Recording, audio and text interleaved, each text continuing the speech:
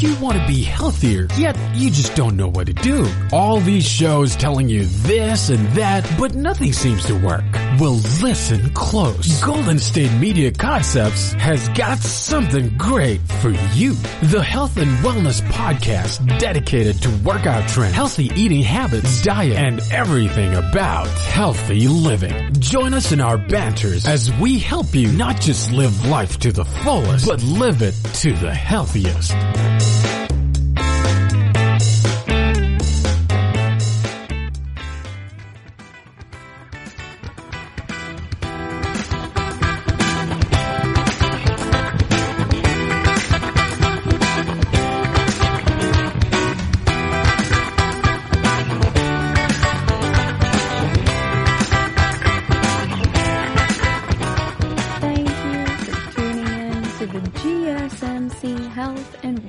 Podcast, brought to you by the GSMC Podcast Network. I'm your host, Alex. While many of us are still in isolation / quarantine / social distancing right now, the fact is it is still summertime, and for those of you who are cohabitating with children who are prone to getting sweaty and messy, then you may very well have a special interest in today's topic, which is body odor. We are going to talk about the anatomy and physiology of body odor, so what's causing it. And in our second segment, we're going to talk about what's normal and what's not. So like what your sweat might be trying to tell you. Then we're going to talk about the culture and history of body odor and approaches to remedying it. Stick around to the end and we are going to talk about some possible alternatives to deodorant and antiperspirants, should that be your jam. So first up, let's go ahead and talk about what causes body odor to begin with. Why do we even have this? Well, body odor is a natural part of being a human animal. Let's face it, a lot of different creatures in our lives have certain smells to them, like dogs. Everyone knows the smell of wet dog. And if you've ever grown up on a farm or near one, then you likely also know the smells of other specific animals, like goats or cows, maybe. Each of these types of creature have their own specific smells that are associated with their bodies and with their species. And humans are really no different in that way. We can have unpleasant smells on our bodies that are associated with sweat primarily, but also a host of other issues. But you can definitely tell human sweat from other types of non-human creatures around you. And I just kind of think that that part is pretty cool because it just is a great reminder that we are not all that different from the other animals. However, when we are specifically talking about body odor in humans, we are defining that as that unpleasant smell that bodies can give off when bacteria that live on your skin are breaking down sweat into acids. So bacteria have to eat something, right? A lot of them like sugar-rich environments. But some bacteria also is just really into sweat. So it's not actually the bacteria itself that smells. A lot of folks think that if you are having excessive body odor, that it's coming from bacteria itself. But it's not the bacteria themselves that smell. It's the job that they're doing. They're breaking down the proteins in that sweat into different acids. Human bodies also start smelling around the time we reach puberty. And once you start sweating, it's generally there to stay. But you are more prone to sweat and have body odor as a result if you are obese, if you eat a lot of spicy foods with any frequency, and if you have certain types of medical conditions like diabetes. So we are going to talk about some of those medical conditions in our next segment. But for right now, let's stick to continuing to define where we can find body odor and what precisely is causing it. We know it is the bacteria breaking down that sweat proteins into acid, but some folks may even sweat so much that there's too much for the bacteria to break down. And that can be partly related to where in the body this is coming from. There are different types of sweat glands, and the location on the body also matters. In fact, sweat itself is pretty much odorless to other humans. We don't really smell the sweat itself. But when you have that warm, damp environment, bacteria love it. They will proliferate there. And that also really means that a lot of the places in your body where you're more likely to sweat from are also those warm, damp environments. So you are most likely to sweat from your feet, groin, armpits, genitals, behind your ears, the genitoanal area in general, anything that has hair follicles in it, your belly button, and the rest of your skin, but not as much as these specific areas.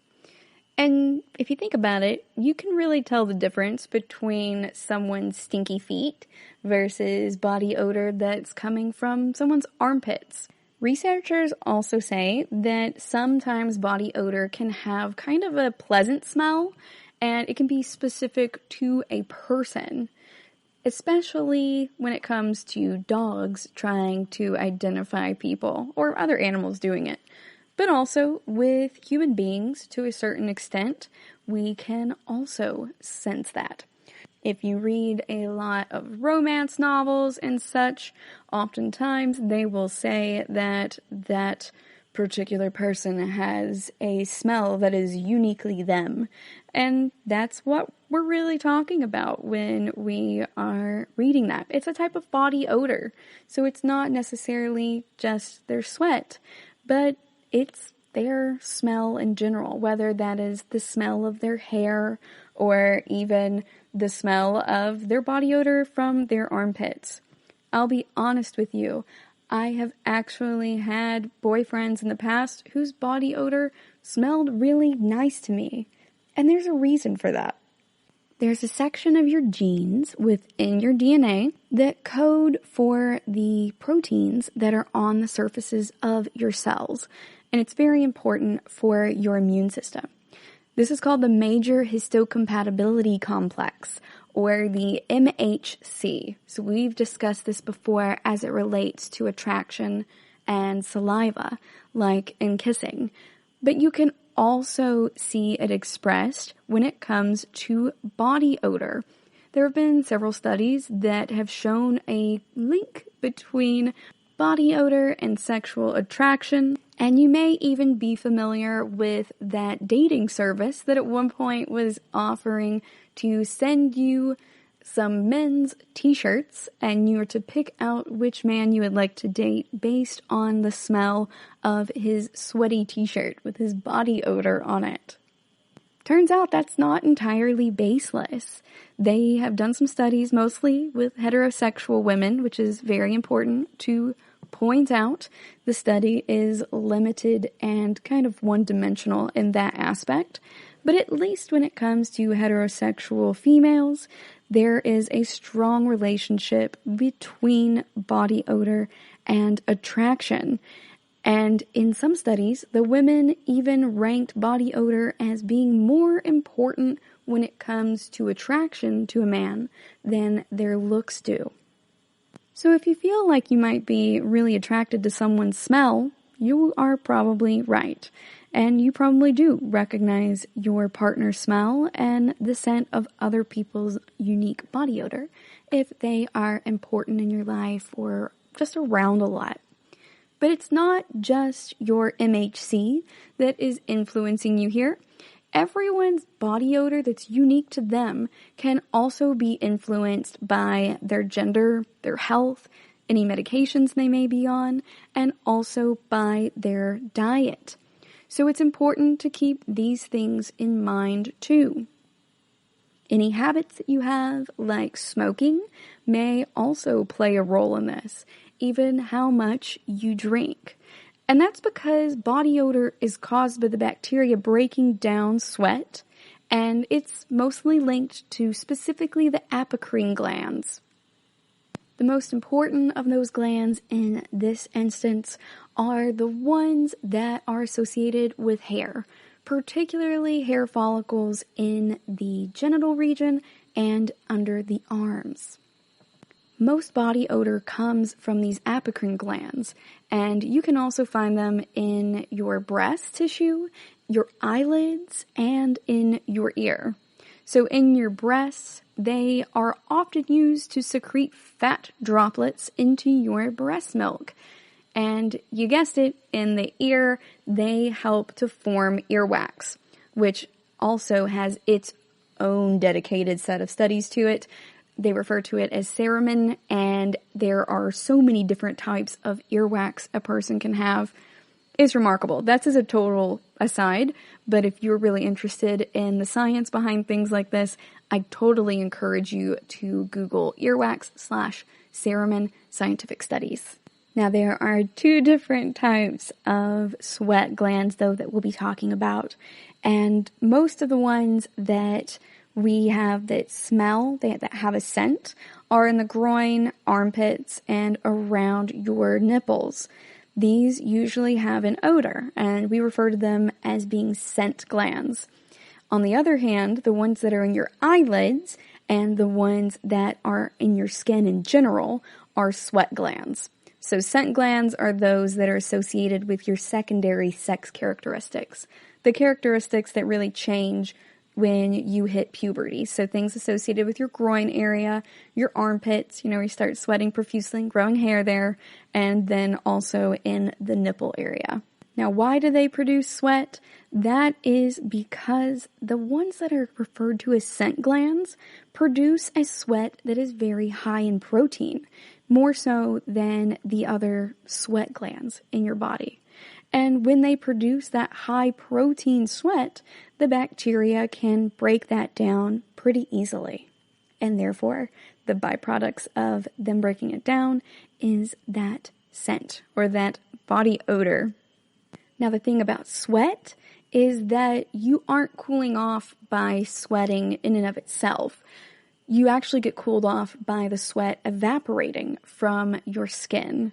So if you are not able to evaporate that sweat, like if you're wearing socks and shoes, especially if you're a teenager and you play sports, and then you are wearing these for a while and you're sweating a lot, so those bacteria are really getting a total smorgasbord of protein to break down into these substances, these acids that have an odor associated with them.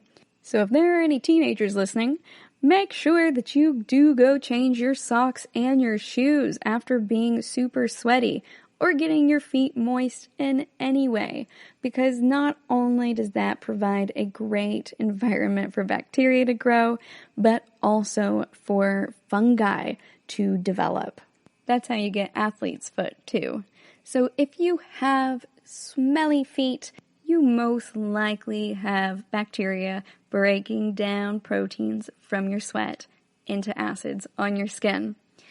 If you are a teenager and you are wanting to do something nice for your mom for Mother's Day or Christmas, any holiday really this year, just go ahead and change those socks and shoes more frequently. It will also help your dating life. We're going to go on a quick break, and when we come back, we are going to talk about changes in body odor and what your body odor might be trying to tell you. Stay tuned.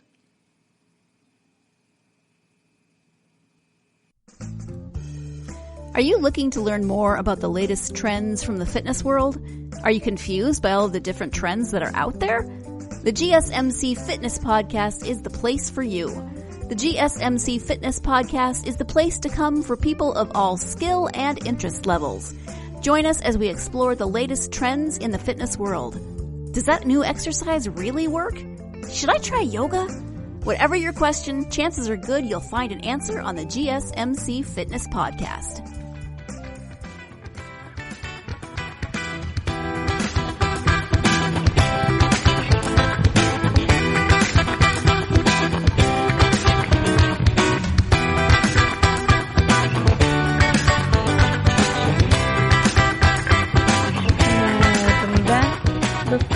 Break, we were discussing where body odor comes from, where it lives, and how it's made.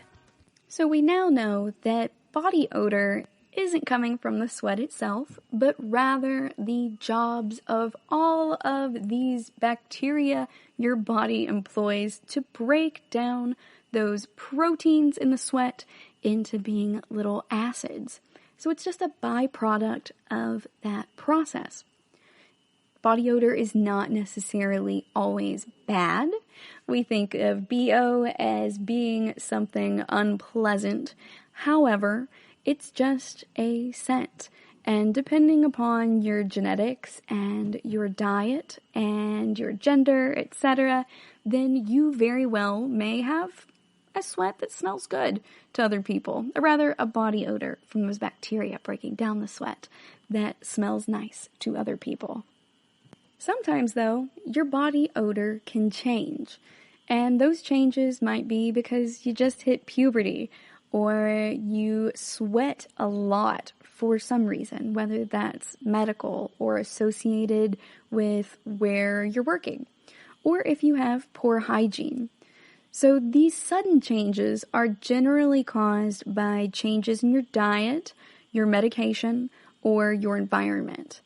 But if you have sudden and persistent changes from your normal odor, then that can be a sign that something is wrong medically. So it's important to pay attention to that if you think that you suddenly smell different. So if you have a sudden change in your body odor, that usually occurs in a specific part of your body, and you guessed it, the scent gland areas. So around the genitals, your armpits, also your feet, mouth, and throat. So that's not just sweat, that is body odor from your mouth and also from your belly button. You can also notice a sudden smell from other parts of your body that are not really related to these sweat glands, and that can include your stool, your urine, your earwax, or genital discharge. But odor in general can vary, and it can smell not necessarily bad, but just something that is different. And just like any other cue on our body, like if we were to suddenly grow a growth or something there, like a wart, you want to be aware of these things that you can't see, but that your body is able to perceive. So if you have this change in body odor, it's important to check yourself for some other problems, so other symptoms. And that could be anything from redness or rash to itching or having some type of ooze or discharge or discoloration. Those symptoms are usually indicative of an infection, and you might really want to talk to a doctor if you are seeing any of those in combination with a change in your body odor. But also, if you are having shifts in your hormone levels, or you have an underlying disorder, whether you take medication for that or not, that can also impact your body odor, as can the things that you eat. So certain components that are in your diet can change how your sweat smells when it's broken down by bacteria. There are several different medical conditions that can cause your sweat to give off an odor, especially one that could be perceived as unpleasant. So I'm going to go over a few of those with you guys. The first one I was very surprised about. It says that stress can actually make us sweat in such a way that it will increase body odor. So we have two different types of sweat glands. We mentioned the apocrine glands earlier, but you also have eccrine glands, and those are what is getting the sweat out of your body to help you cool down. It is mostly just water that's meant to evaporate. With the apocrine sweat, that is released when we are stressed or upset. And somewhat perversely, and not very cool of the bacteria, but your stressed out sweat from the apocrine glands is the bacteria's favorite for breaking down. Certain types of disorders like diabetes or liver or kidney problems are classed as metabolic disorders, and that can be very bad for your body too. So diabetes can change how you smell because you're having trouble with your body breaking down glucose. So that can make your breath smell sweeter because there's literally a bunch of excess sugar in your body that your body's not able to get rid of. Additionally, diabetes can put acetone, yes, that smell of fingernail polish remover, into your sweat too. Kidney failure can make your sweat smell kind of like urine because it puts urea into your sweat excretions. Also, if you have trouble with your liver and you're going into liver failure, then you get this increase in methyl mercaptan in your sweat. And this smells like rotten cabbage is the closest approximation I could get for this. So if you detect a change in your sweat and it starts smelling like any of these things, fingernail polish remover or rotten cabbage or urine, then you need to go ahead and talk to your doctor. They actually use those smells as diagnostic tools. So they can smell that and go, this means you very likely have liver failure or you're having liver problems. This means kidney problems. Don't get me wrong, they may also be able to rule it out as something much simpler, but it's important to keep this in mind, and if your BO changes, talk to your doctor if you are concerned. There's also another metabolic disorder that was actually in a book I used to have as a teenager, weirdly, of a whole bunch of different disorders. This one is called Trimethylaminuria, and it's the one that makes you smell like fish. So they did a study in 2011, and they found that up to 1/3 of people who have unexplained body odor might have this rare genetic disorder. And trimethylaminuria just means that the people with this condition don't have the enzyme that's supposed to break down trimethylamine. And so it builds up in the body and then seeps out through your pores, which generally have those sweat glands. So the smell is a fishy type smell. And if you feel like you or somebody in your house has that smell, then it may be indicative of a metabolic disorder. You can also have thyroid problems that can cause you to sweat more and therefore also smell more because your bacteria is just working round the clock and breaking down all these proteins and having a protein party. This isn't associated with a specific odor, but just smelling more, excessively sweating, etc. So that may also be associated with Graves' disease, which is a type of thyroid disorder. And in that one, the thyroid is reacting to the immune system malfunctions by just freaking out and putting the pedal to the metal. In this case, you are likely to also have the shakes, a fast heartbeat, not having good sleep, and just sweating a ton because your thyroid is responsible for regulating your metabolism. So it can have many of the same symptoms as the metabolic disorders. That also means that, unsurprisingly, hormones can do this too. So if your hormones are fluctuating, like when you are transitioning into menopause, so when you're perimenopausal, or if you are entering puberty, or even when you're pregnant, you can have a bunch of hormone changes that cause a change in your body odor. So a lot of times, there's not much you can do about it aside from covering it. but it's because the hormonal changes lead to excess sweating. And that's why you also associate menopause and such with hot flashes and night sweats. That is where that odor change is coming from. You are sweating more because your hormones are shifting, and those bacteria are again throwing a party. They don't care what the occasion is. They are always down to party if you are providing the sweat. Another medical cause of sweating or a change in that body odor is being on a medication that causes sweating. So certain medications, unfortunately, have this side effect. So certain types of analgesic pain meds will do it. SSRI, antidepressants, hormonal medications for heart issues, those all tend to have excessive sweating as part of their known side effects. So you might also experience an increase in body odor in those situations. When I first started SSRIs, in fact, I was just sweating all of the time. It was so weird. It was super crazy. I was sweating even when I felt cold. If I didn't sleep a certain way, then I would just wake up drenched in sweat. And my BFF would tell me every time I would take a nap that I always woke up looking like a sweaty baby. I would just have like part of my hair plastered to my forehead. When I woke up, I'm going to pretend that she means that I look cute when I wake up like a baby. But I have experienced that firsthand with SSRIs. So in my case, I am on Prozac, and the Prozac is what contributes to that sweating. That is unfortunate, but it is what it is, and it's totally worth that side effect.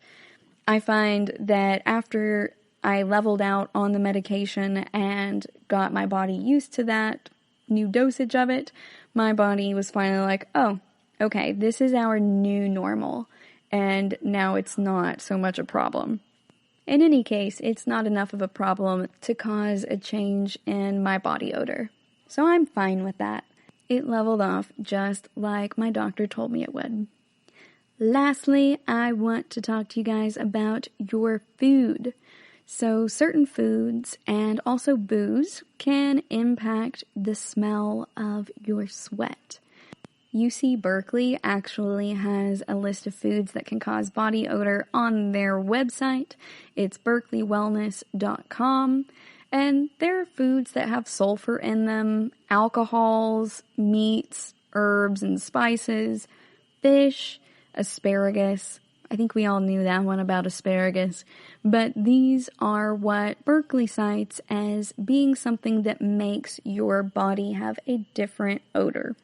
Generally, with asparagus, that is going to be coming from your urine. And I can't be alone in being someone who has eaten asparagus and then totally forgotten only to panic when I had to pee later. No? Just me? Okay. Well, we're going to go on a quick break, and when we come back, we are going to talk about culture and history when it comes to body odor and addressing it. Stay tuned. Tired of searching the vast jungle of podcasts? Now listen close and hear this out. There's a podcast network that covers just about everything that you've been searching. Hey! The Golden State Media Concepts Podcast Network is here. Nothing less than a podcast bliss with endless hours of podcast coverage. From news, sports, music, fashion, cooking, entertainment, fantasy, football, and so much more. So stop lurking around and go straight out to the Golden State Media Concepts Podcast Network. Guaranteed to fill that podcast itch. Whatever it may be. Visit us at www.gsmcpodcast.com. Follow us on Facebook and Twitter, and download us on iTunes, SoundCloud, and Google Play.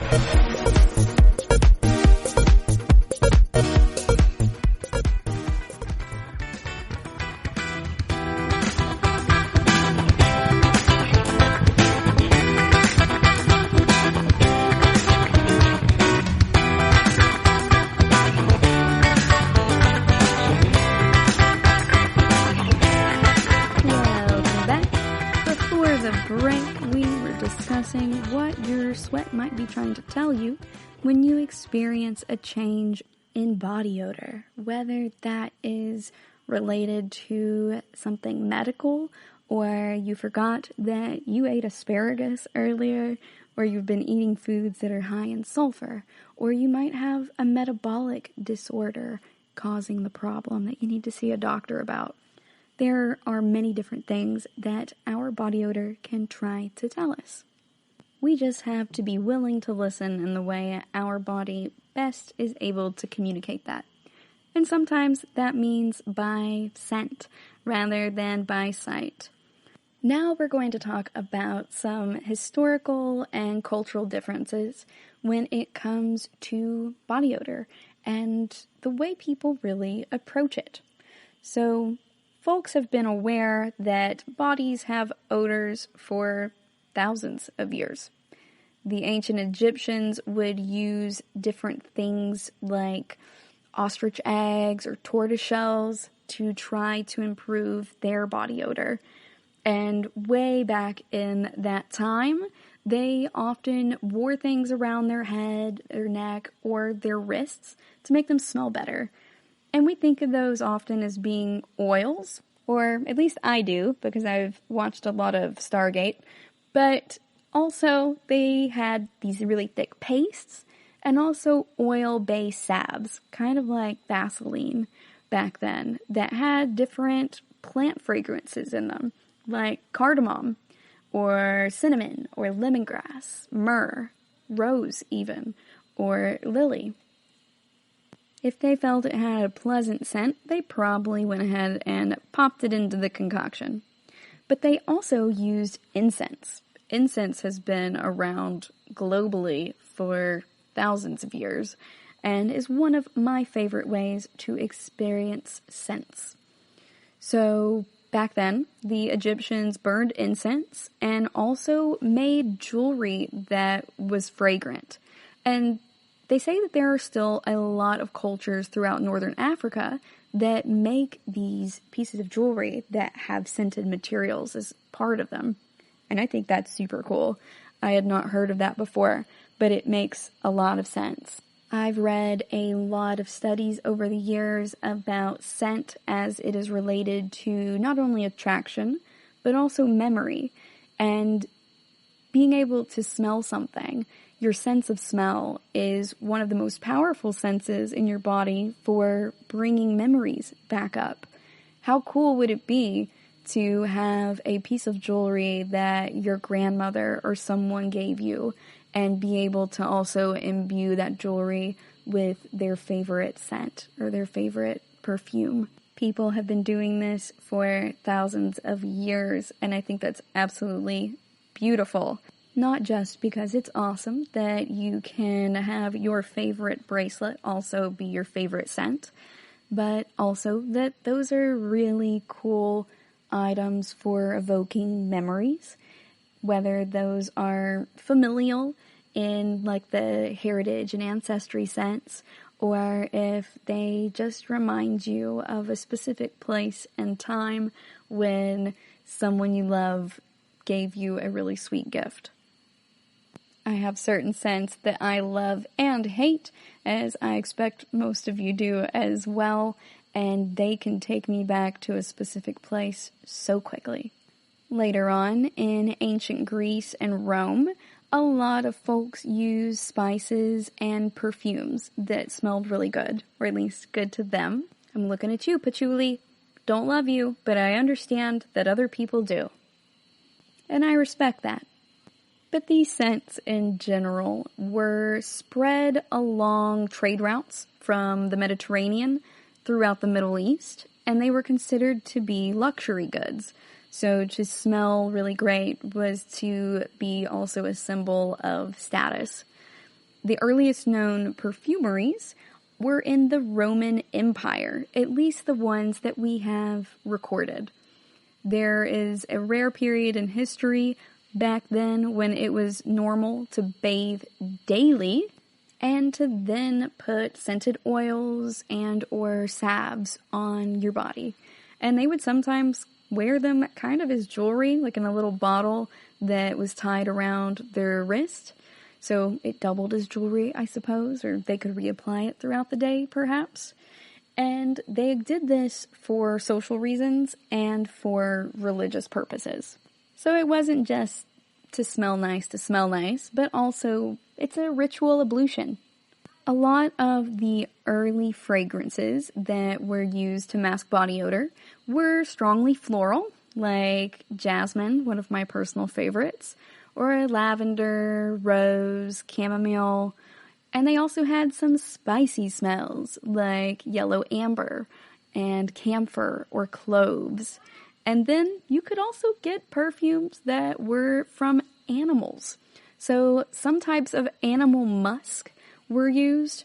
You could also get something called civet from civet cats, or ambergris, which comes from the sperm whale.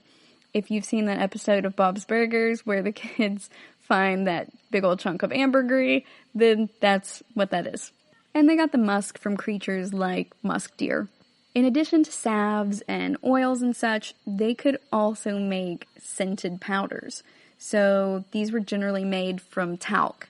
And I know they used talcum powder in the South, in the United States over the years, to also try to keep somewhat dry and also smelling good. So it kind of doubles as absorbing some of that moisture and helping you to smell great.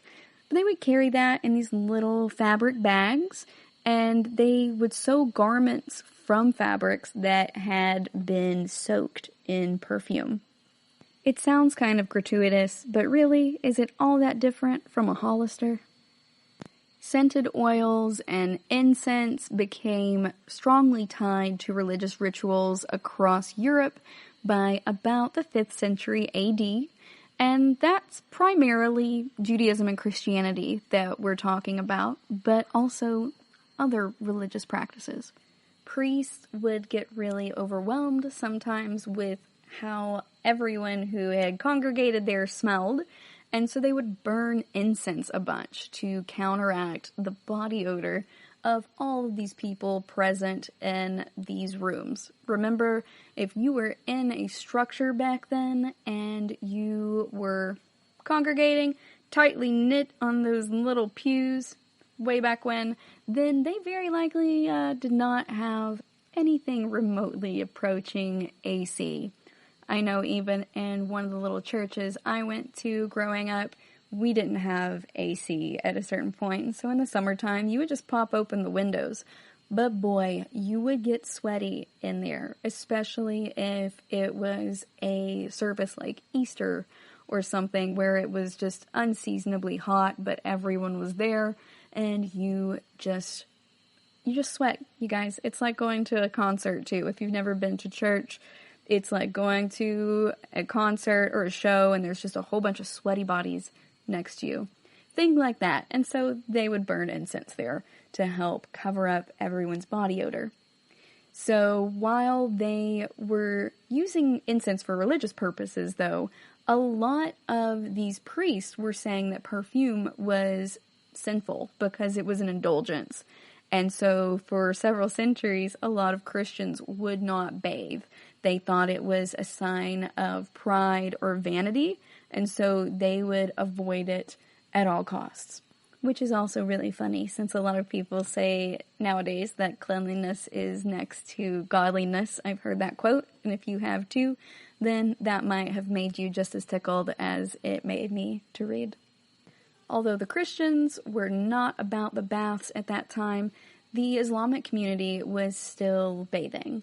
And in part of the Byzantine Empire, those Roman bathing customs, like, remember we talked about they were bathing every day, socially and for religious reasons, like their ablutions. That cultural cross really brought in the advent of the Turkish bath.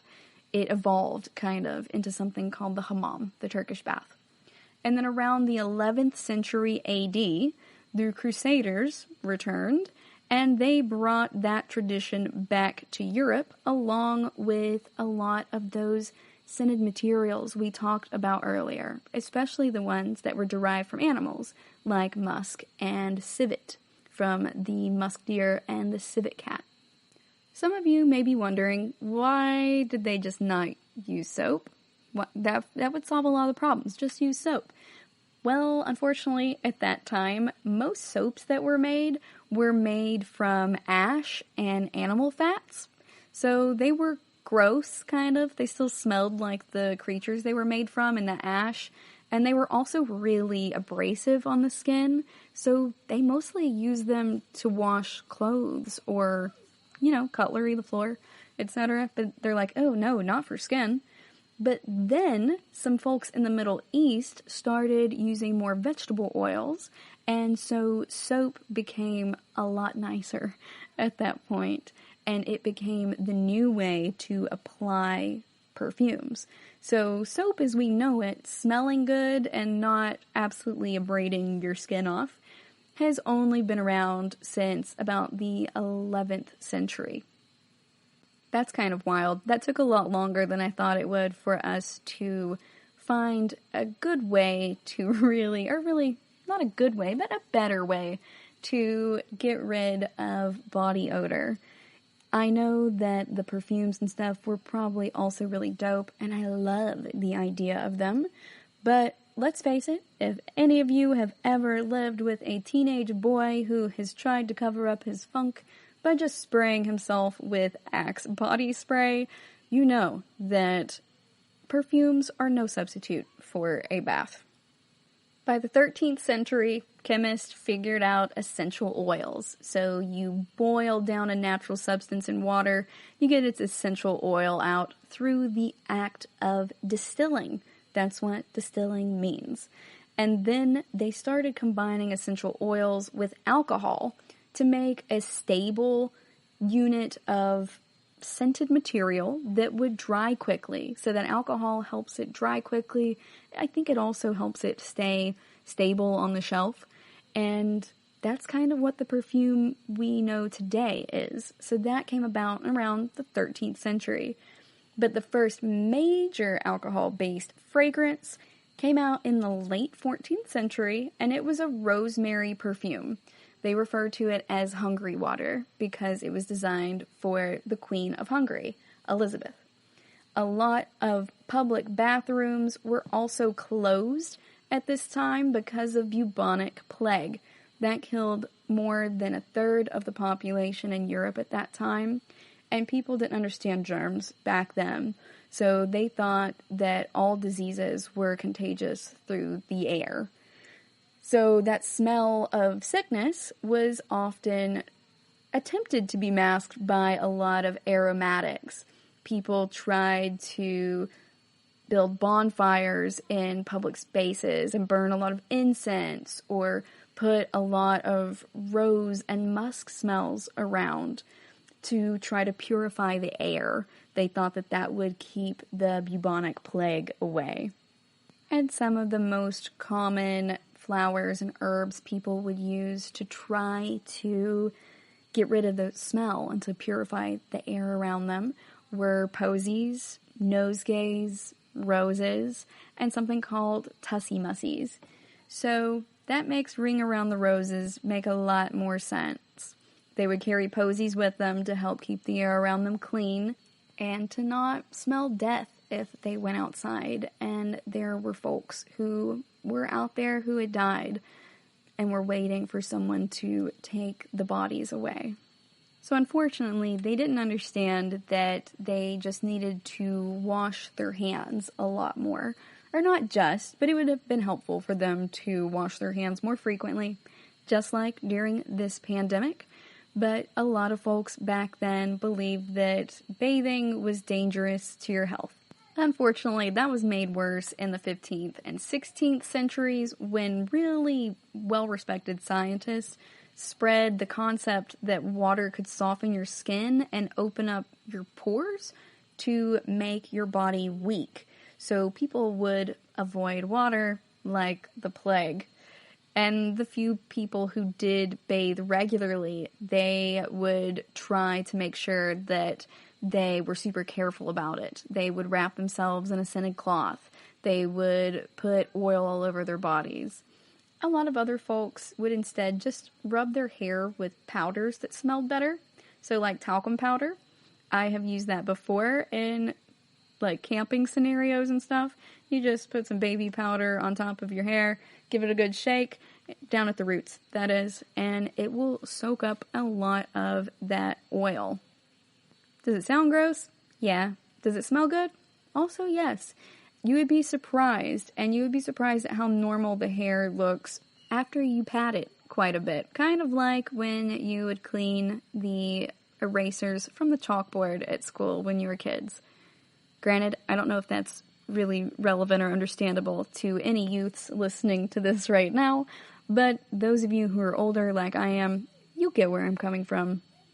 But some folks would also choose certain types of herbs to help with bad breath. Here in Appalachia, I know they used wintergreen, I believe, to help with bad breath at that time.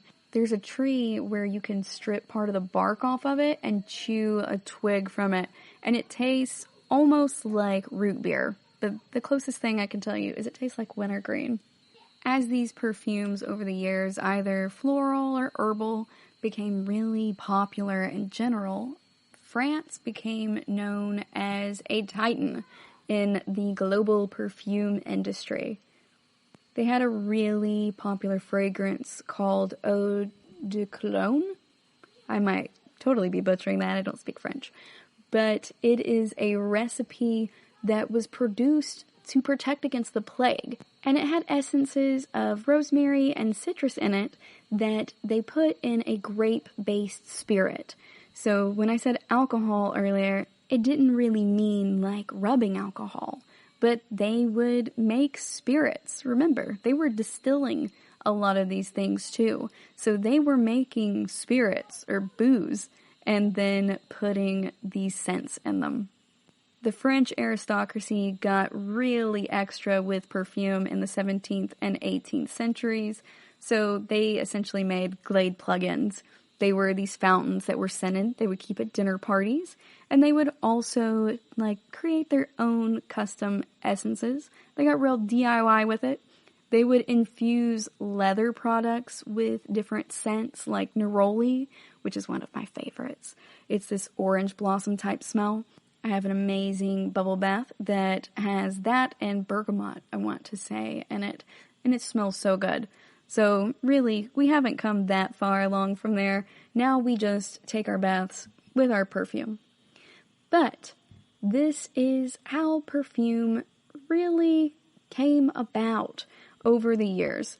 This has a very strong Western world bent to it.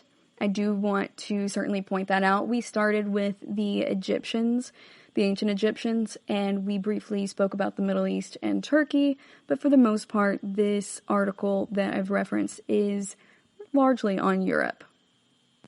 Also, as was true with the priests lighting incense to help avoid the smell of other people, or folks carrying around posies and other flowers to help mitigate the stench of death, a lot of folks were wearing perfume or taking scented products with them, not because of their own body odor, but also because back then they didn't have a lot of really great sanitation.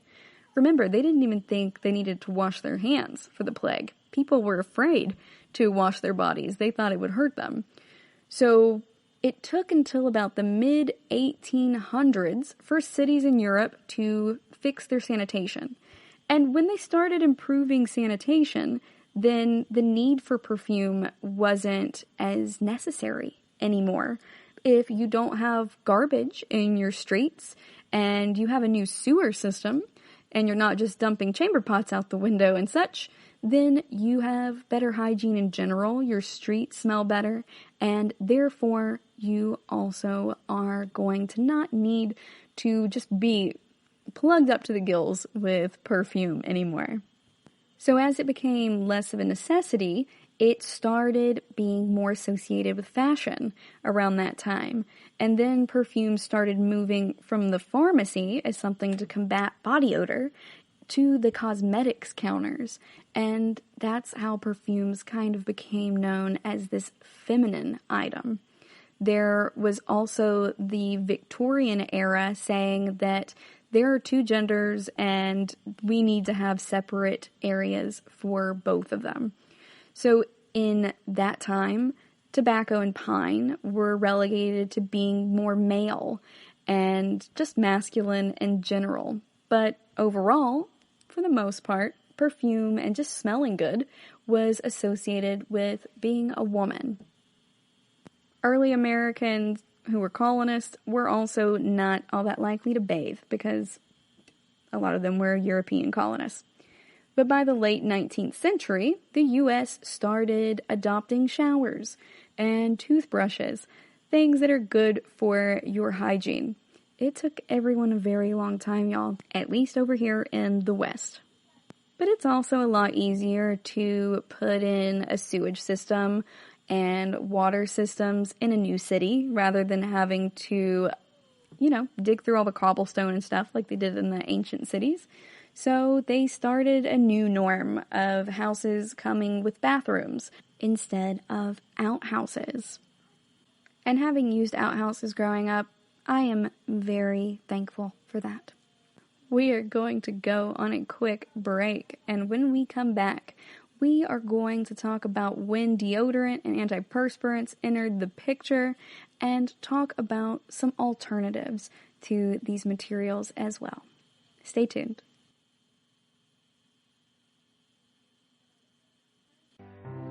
The GSMC Life and Happiness podcast takes you on a journey of exploration. We'll discuss tried and true methods alongside the latest trends of how to best live your life to its fullest and happiest. From psychology to meditation, science to self-help books, the GSMC Life and Happiness podcast will help you to discover what makes you happy and how you can live life being the best you possible. Download the GSMC Life and Happiness podcast on iTunes, Stitcher, SoundCloud, Google Play, or anywhere you find podcasts. Just type GSMC in the search bar.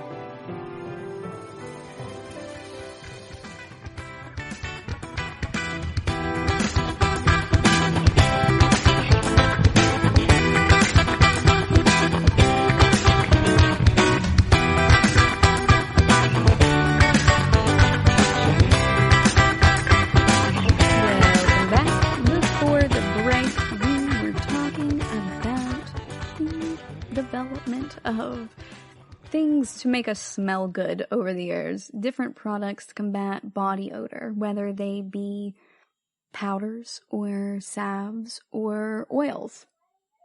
Some were derived from animals, many from plants, and it took a very long time for a lot of folks to get on board with bathing.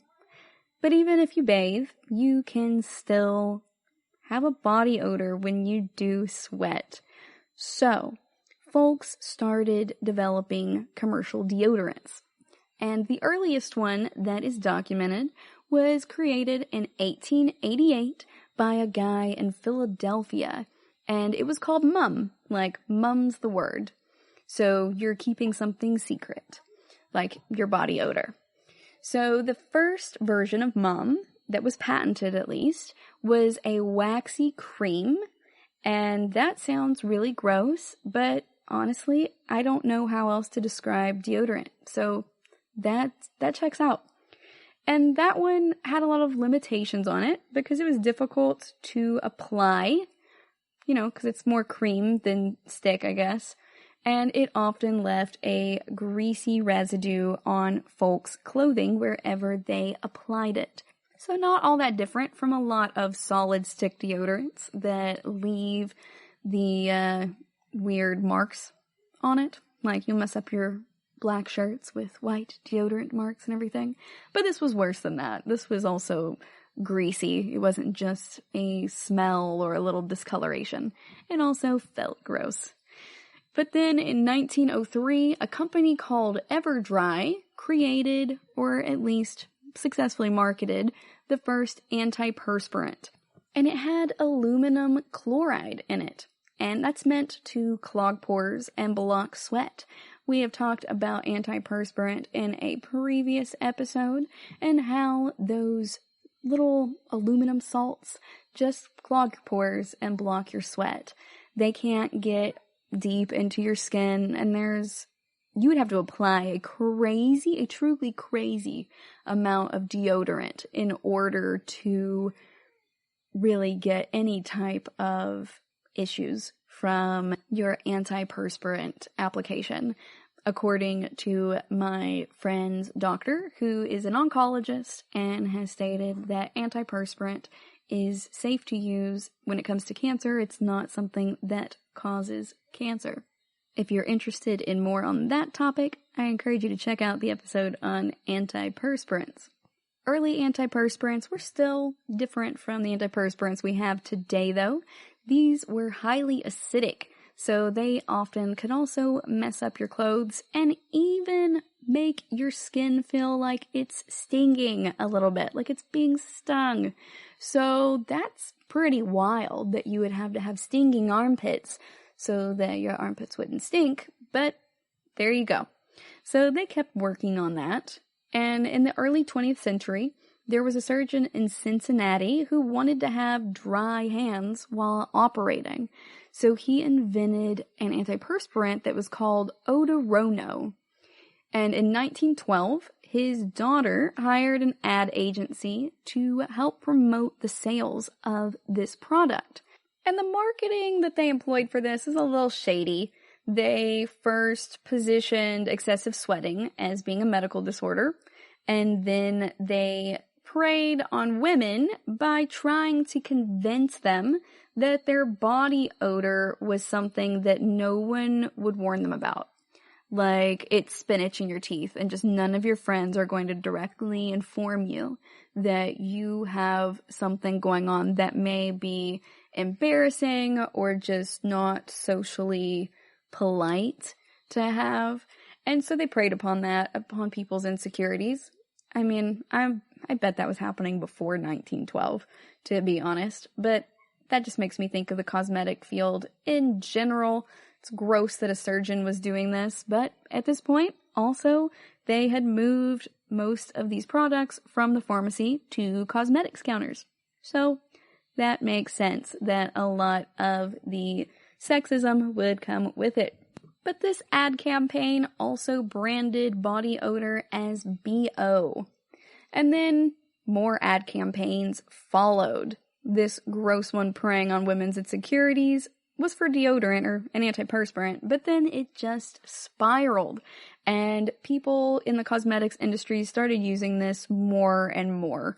Makeup, gray hair, your stockings aren't right, or if you have underarm hair, acne, or feminine hygiene issues.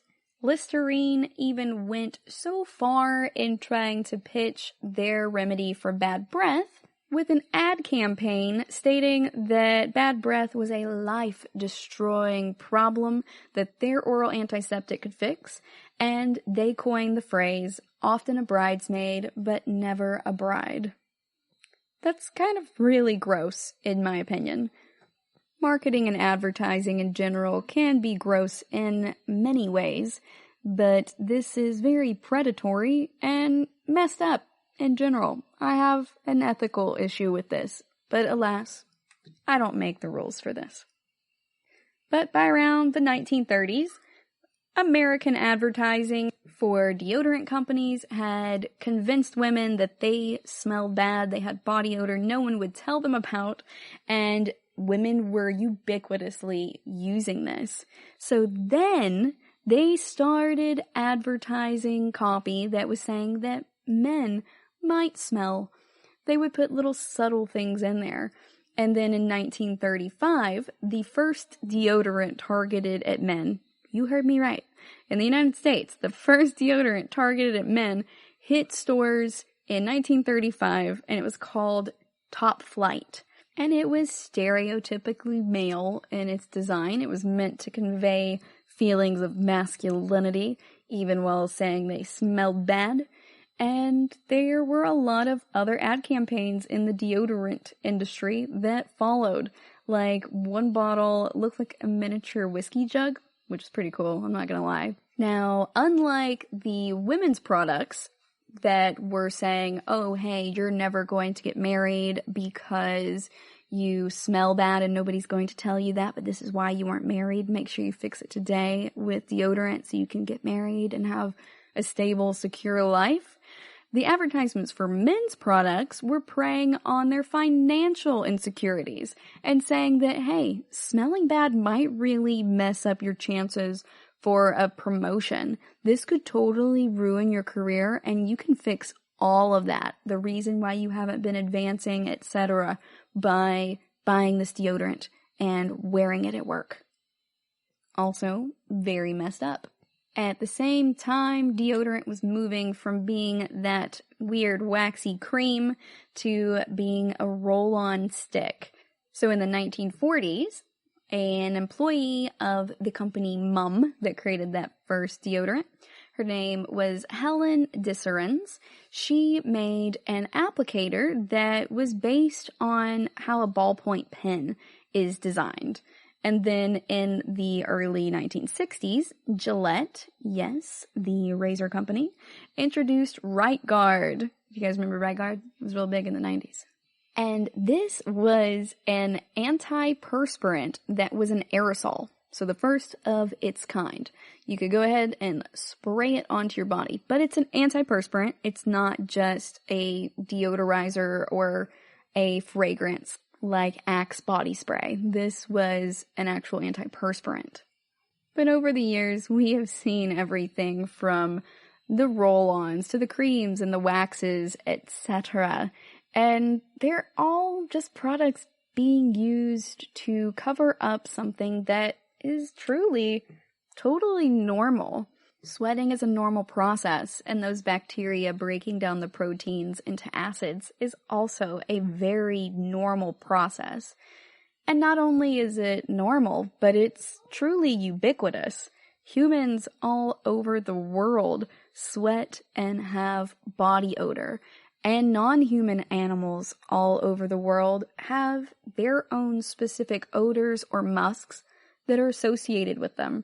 But we decide that some of them smell great, like the musk deer and the civet cats, and that others smell horrible, like a skunk. But it's truly, totally natural, and a lot of it is based around marketing, especially in the day and age in which many of us are able to bathe at least once a day. We're able to bathe with some regularity, and we're not afraid that bathing is going to make us vulnerable with our skin to just making our bodies weaker. However, if you are not into deodorants for whatever reason, then perhaps you want to try something different.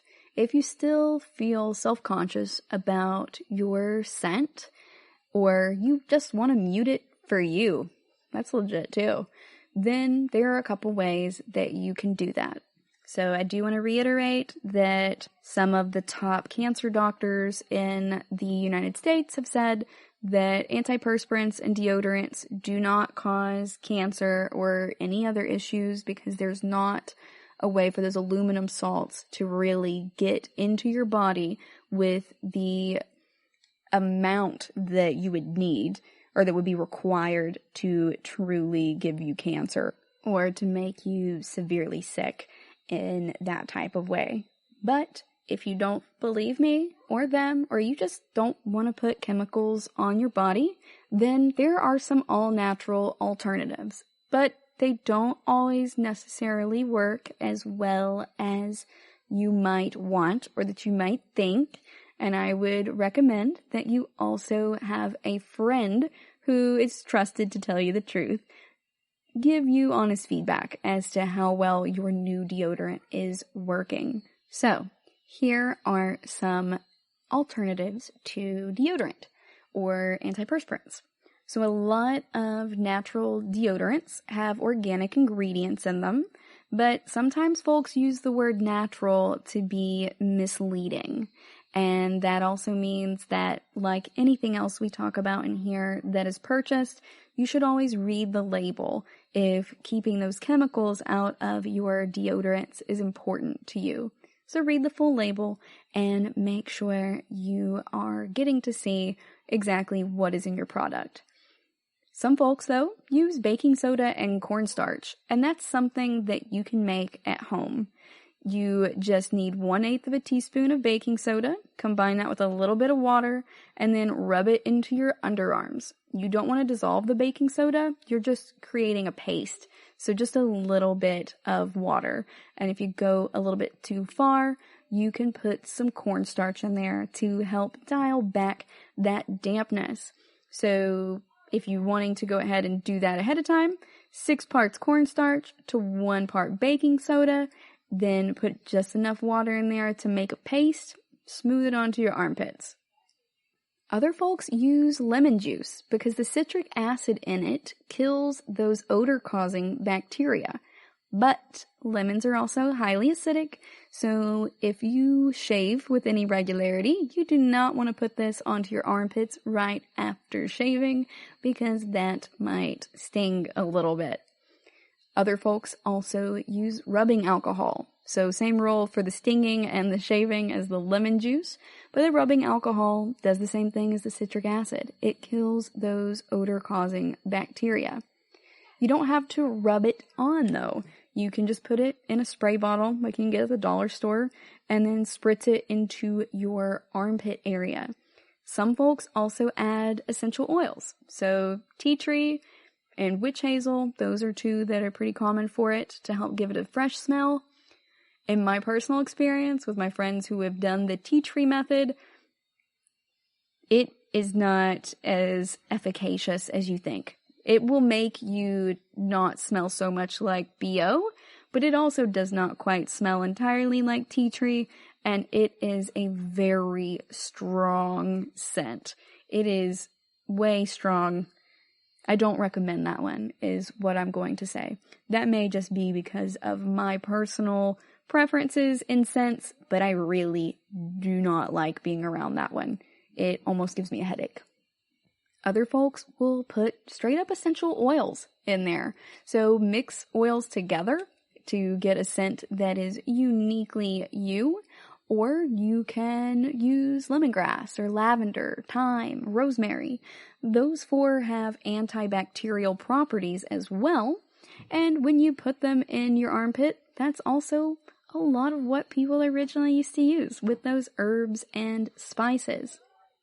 Witch hazel in and of itself is a natural astringent and anti-inflammatory. I have used it on my face a lot in the past for like pimples and stuff. It kills bacteria. It also removes excess moisture from your skin, so it's really great as a deodorant substitute.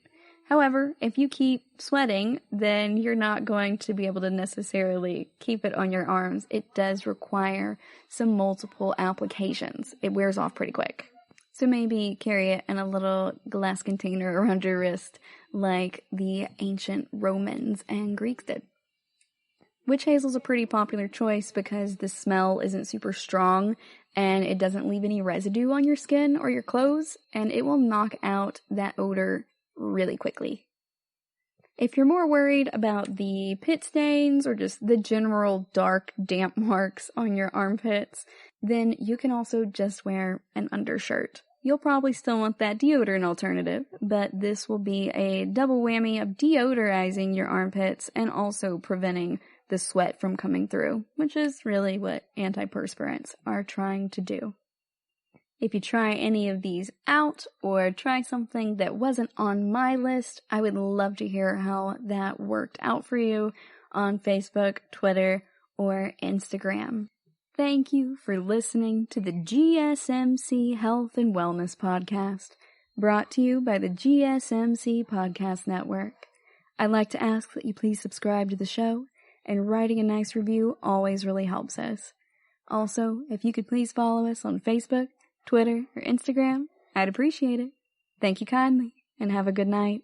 You've been listening to the Golden State Media Concepts Health and Wellness Podcast, part of the Golden State Media Concepts Podcast Network. You can find this show and others like it at www.gsmcpodcast.com. Download our podcast on iTunes, Stitcher, SoundCloud, and Google Play. Just type in GSMC to find all the shows from the Golden State Media Concepts Podcast Network, from movies to music, from sports to entertainment, and even weird news. You can also follow us on Twitter and on Facebook. Thank you, and we hope you have enjoyed today's program.